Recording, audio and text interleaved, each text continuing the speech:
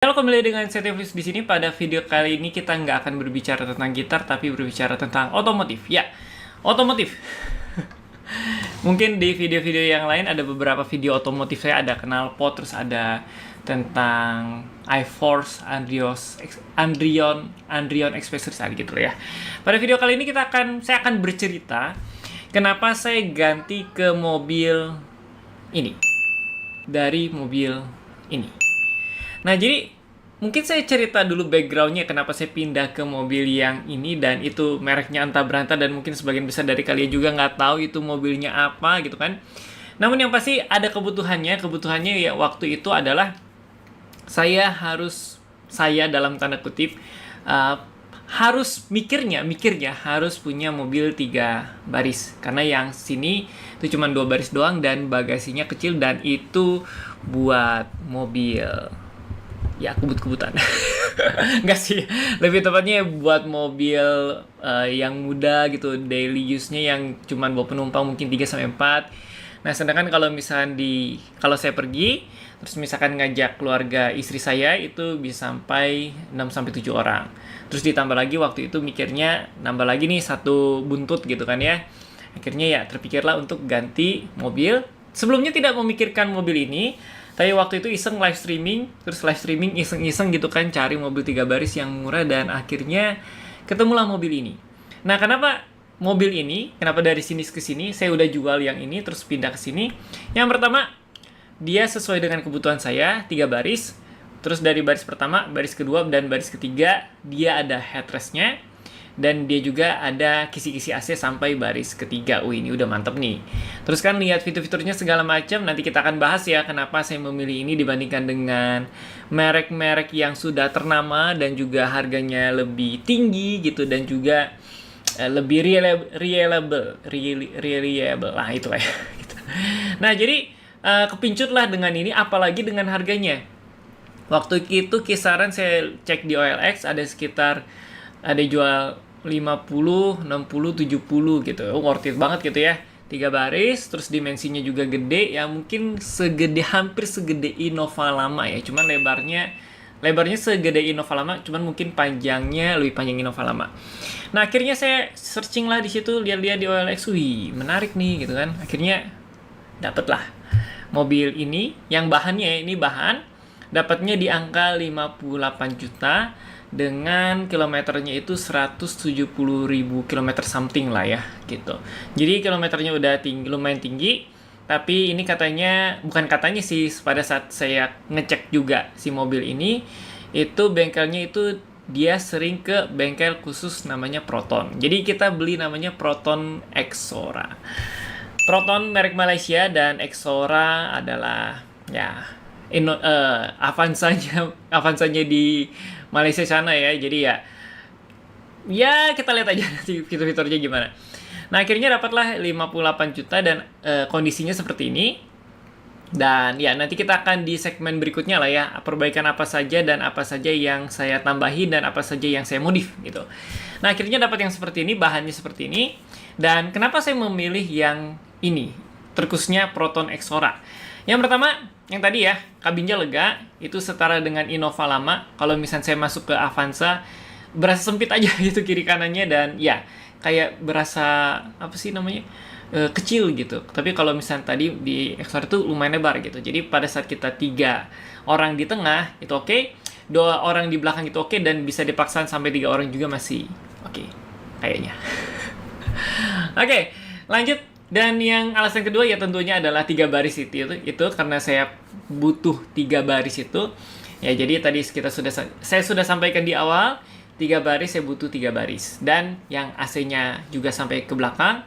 Dan juga tidak lupa headrest yang ini juga harus sampai 3 baris belakang. Dan yang bikin kepincut juga ada armrest di tengah-tengah ya, kalau untuk yang tipe Proton Executive. Jadi dia ada Proton Star, Executive, terus ada Supreme. Kalau nggak salah Supreme itu yang turbo, atau ya mungkin saya salah, nanti ya kita akan coba tampilkan saja tipenya ada apa aja. Dan ada tipe yang CFE ya. Jadi kalau yang punya saya itu CPS, dia 1600 cc. Kalau yang turbonya itu CFE. Nah, yang punya saya yang CPS aja, yang nggak terlalu ribet gitu untuk meliharanya. Nah, Terus kan soal yang ya kebutuhan saya itu oke lah. Nah, setelah saya cari-cari, ternyata si Proton Xora ini juga mesinnya badak gitu. Jadi ya oke lah, nggak ya oke lah. Jadi nggak rewel lah gitu pas meliharanya gitu ya. Nah, terus handlingnya juga handling by Lotus, by Eropa. Apakah cocok dengan jalanan jelek di Indonesia? Ternyata ya nanti saya sampaikan aja di video-video berikutnya. Jadi kita bikin series Proton series ya di sini, Xora series gitu ya.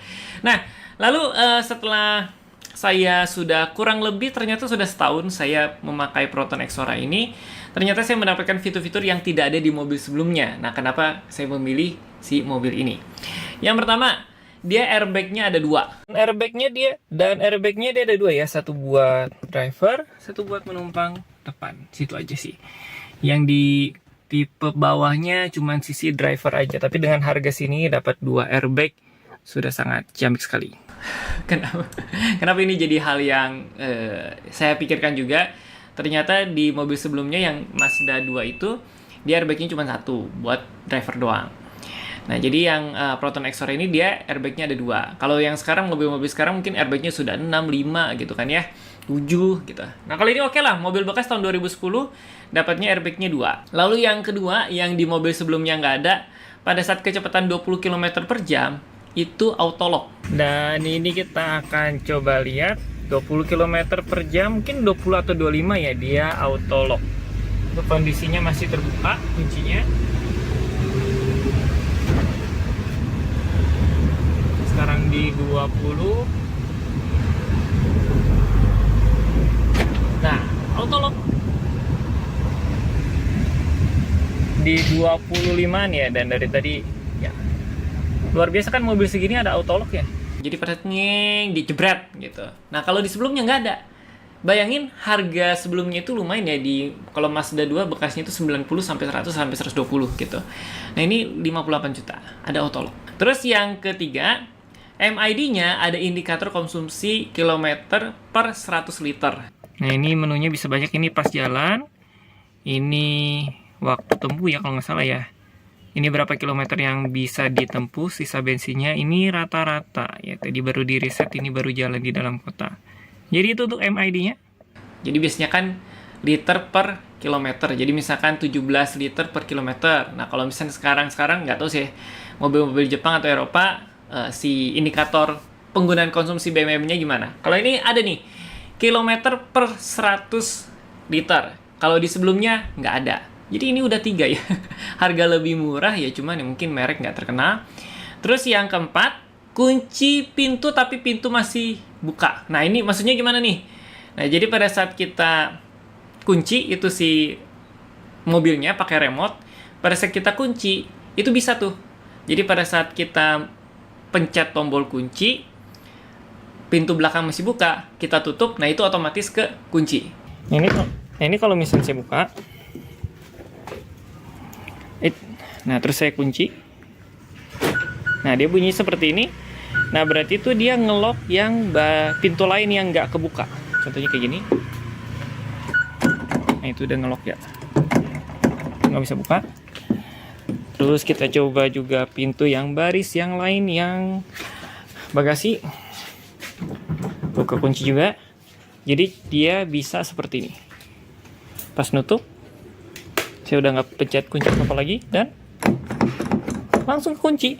Jadi ini berguna banget nih, misalkan kita mau ngambil barang di bagasi. Gini. Pintu lain kan nggak kita perhatiin, kita kunci aja begini.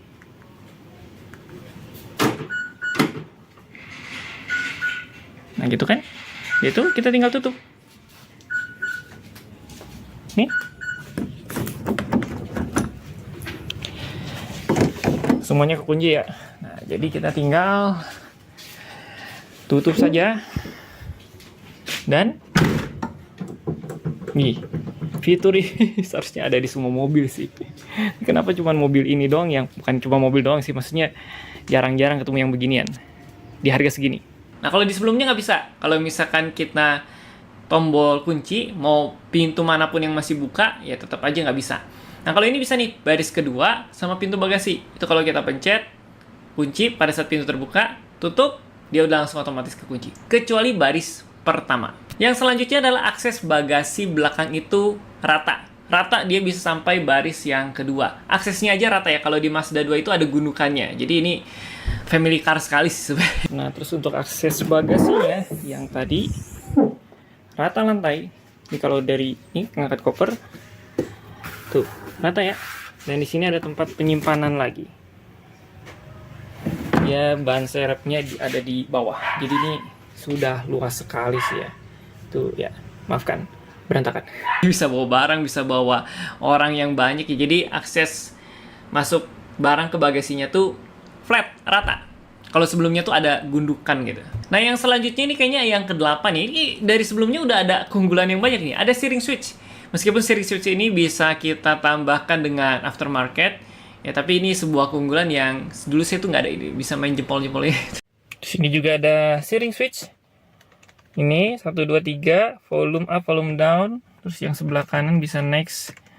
Ini mode, kalau di head unit sebelumnya mungkin ganti-ganti menu ya. Yang selanjutnya ada banyak penyimpanan botol. Kalau misalkan Mazda itu kan dia drive by performance, performance by itu. Jadi ya kenyamanan berkendara, bukan kenyamanan dikendarain. Gimana sih? Kenyamanan untuk diam lama di di mobil gitu. Jadi dia banyak banget penyimpanan botolnya. Kalau nggak salah itu ada 1, 2, 3, 4, 5, 6, 7, 8. Kayaknya 8 ya, atau 10 ya. Kayaknya 10 ya. 10 penyimpanan tempat botol. Nanti mungkin saya akan hitung ulang dan ya kayaknya 10 deh. Banyak banget deh pokoknya. Jadi itu nggak akan kehausan. Depan itu ada 4, tengah itu ada 4, belakang itu ada 2. Kalau sebelumnya yang di Mazda itu cuma 3. Kiri 1, yang baris 1, kiri 1, tengah 1, kanan 1. Kiri 1, tengah 1, kanan 1 udah selesai. Jadi cuman segitu doang untuk Mazda. Jadi kalau misalnya mau bawa botol banyak, ya bingung juga nyimpennya di mana. Yang selanjutnya tempat penyimpanan buat barangnya termasuk yang lumayan banyak. Di depan itu dia ada 2 ya. Terus di sebelah kanan drivernya di situ juga ada 2. Di sebelah belakangnya juga ada pocket. Sebelah kanan kiri juga ada buat yang ya biasanya kalau buat orang buang puntung rokok, di situ juga ada. Di bawahnya juga ada, di belakangnya ada. Pokoknya banyak dah. Jadi ya ini saya rasa tepat saya memilih mobil ini karena saya butuh banyak bawa barang nanti kalau misalnya bawa bayi gitu kan ya, anak kecil gitu bawanya banyak gitu. Terus di sini juga banyak penyimpanan. Ini sorry banget belum diberesin mobilnya. Di sini ada 1 kartu. Sini ini bisa nyimpen terserah ini tapi saya tambahin soket ya. Terus di bawah juga ada nih. Nah ini di 1, 2, 3 sini. Di sini juga ada nih 4. Ini buat botol. Terus di sini dia ada 2 atas sama bawah. Tuh. Di sini juga ada gantungan nih buat belanja. Maksimal di berapa tuh? Di 3 kilo aja. Jadi mau beli jajanan bisa gantung di sini nih. Terus yang di sini juga ada botol. Di situ juga ada tempat penyimpanan. Di sini juga ada. Ini standar ya. Sebelah sini juga ada. Ini ada. Jadi kalau botol ini udah 1. Nih. Nih ya, ini tempat simpan botol nih seharusnya. 2, 3, 4. Botol 4. Sini ada tempat penyimpanan lagi nih, terserah buat apa. Terus di situ ada charger ya. 4. Di belakang juga ada. Di belakang juga ada ini. Jadi 4. Sorry ya itu ada sama. Lagi-lagi sorry belum diberesin. 4, 5, 6. Ini pocket sebelah sini juga ada. 7. Di situ juga ada tempat penyimpanan, di sini juga ada. Di sebelah situ juga ada, cuman ketutup car seat, percayalah di situ ada 8 ya. Terus kita ke baris ketiga lagi. Di baris ketiga bagasinya kondisinya kurang lebih gini. Tuh ada 8, 9. Nih nanti tinggal kita beresin pakai thinner ya. Tempat penyimpanan lagi 10 dan tempat penyimpanan lagi.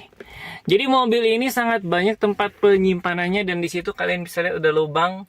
Di situ bisa kita pasang jaring ya. Ini luar biasa sih, ini mobil sudah sangat-sangat sesuai lah dengan family car namanya ya.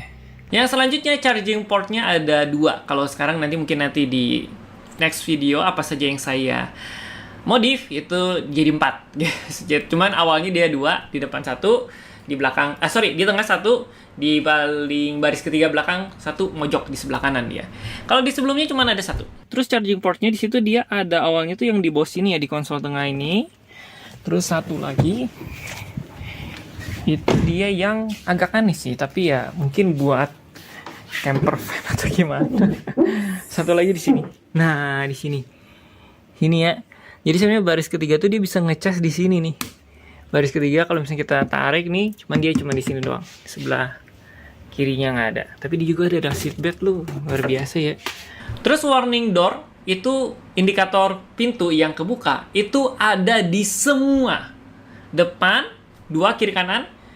Terus baris 2 kiri kanan, bagasi sama hood tempat mesin. Apa sih? Kap mesin. Nah, kap mesin. Kap mesin juga ada.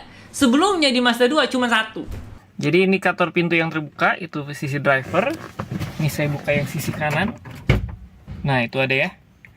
Saya buka juga sisi yang row kedua. Tuh, kebuka juga. Bagasi saya nggak bisa buka karena ini saya lupa, ini udah masuk garasi yang nggak jelas itu. Nggak jelas kalau misalnya driver atau misalnya penumpang atau yang mana, pokoknya nggak jelas indikatornya, pokoknya ada yang buka pintu. Cuman kalau ini yang di Proton Exora semuanya ada. 58 juta. Nah, yang terakhir kenapa saya pilih mobil ini, karena untuk suku cadangnya memang kalau agak susah ya, maksudnya kalau di daerah Bandung, terus Jakarta juga. Kemarin saya sempat ke Jakarta, cek bengkel ya, bengkel yang spesialis Proton, agak susah, meskipun bukan gak ada, tapi agak susah. Di Bandung juga agak susah yang spesialis Proton. Adanya tuh kalau yang saya pernah tuh ada di Bekasi, yang pernah saya lihat, ada di Cibitung gitu kan ya, yang maksudnya udah pasti Tokcer, dan mungkin ada di beberapa tempat yang lain yang itu bukan bengkel resmi tapi bengkel perorangan atau panggilan gitu kan ya. Nah, tapi kenapa saya memilih ini, melihat dari bengkel yang jarang itu? Karena bengkel umum biasanya bisa untuk mengatasi masalah-masalah yang ada di Proton ini, dan yang paling penting adalah spare part-nya ada di online. Jadi store-nya tuh misalkan kita belanja, kalau saya sering tuh di toko 74 Proton, itu suku cadangnya banyak banget dan termasuk yang sangat komplit di sana. Terus kita juga bisa cari di di Shopee, di Tokopedia, meskipun saya nggak di endorse. Di Shopee, di Tokopedia itu bisa kita cari spare part yang orisinil atau misalnya KW berapanya tuh ada. Nah, jadi saya nggak khawatir ketika saya mau beli, cek dulu nih spare partnya apakah ada di toko online atau nggak ada. Susah nggak nih carinya? Ternyata di satu toko itu memang ada yang khusus jual Proton Exora semua. Ada yang jual Proton semua, jadi ya tenang. Nah, jadi itu ya alasan kenapa saya memilih mobil ini dengan harga 58 juta bahan. Nanti di video selanjutnya kita akan bahas perbaikan apa saja dan apa aja yang saya tambahin di mobil itu, dan total dari keseluruhan restorasi. Ya, restorasi ini termasuknya sudah restorasi sih, karena lumayan banyak yang diperbaikin. Nah, si spoilernya lumayan banyak yang diperbaikin, tapi bukan perbaikan mayor ya, kayak perbaikan turun mesin gitu, enggak, semuanya minor sih. Kalau menurut saya itu termasuk yang minor. Mungkin mayornya cuman yang di kaki-kaki doang, dan sekarang udah enak banget sih mobilnya. Oke, jadi begitu saja video kita kali ini. Jadi bagi kalian yang punya pengalaman milih mobil dengan harga yang murah, merek tidak terkenal, terus gimana pengalamannya, nanti ya bisa cerita ke bawah. Mungkin alasannya kenapa milih mobil itu. Kalau saya tadi udah banyak, karena dari mobil sebelumnya banyak fitur-fitur yang saya perlukan, dan itu ada di mobil ini semua. Dan kenapa saya nggak milih kayak Avanza, Xenia, atau misalnya Divina, atau misalkan baris ketiga yang mobil-mobil baris ketiga yang lain, karena saya merasa bisa dapat dengan harga segini, dengan fitur yang komplit. Kalau menurut saya komplit dan sesuai dengan kebutuhan saya, kenapa enggak gitu. Jadi ya, nanti di video berikutnya saya coba akan cerita kira-kira habis berapa untuk restorasi yang bahannya. Ini bahan ya, bahan 58 juta. Oke, jadi begitu saja video kita kali ini. Tinggal kita tunggu perjalanan nanti menggunakan si Proton Exora ini, gimana ceritanya ke depannya. Ada servis-servis apa atau keluhan-keluhan apa, nanti ya mungkin saya videokan aja ya. Jadi kayak vlog Exora. Ya apapun aja, komentar di bawah kalau bisa namanya apa yang cocok untuk season ini, mobil ini ya, karena ya buat konten. Oke, jadi ada sesuatu yang baru di channel ini, yaitu ya tentang apa namanya? Otomotif, vlog otomotif. Tapi masih di channel yang sama. Oke, demikian saja video kita kali ini. Tunggu saya di video-video selanjutnya tentang si Proton Exora ini. Bye-bye.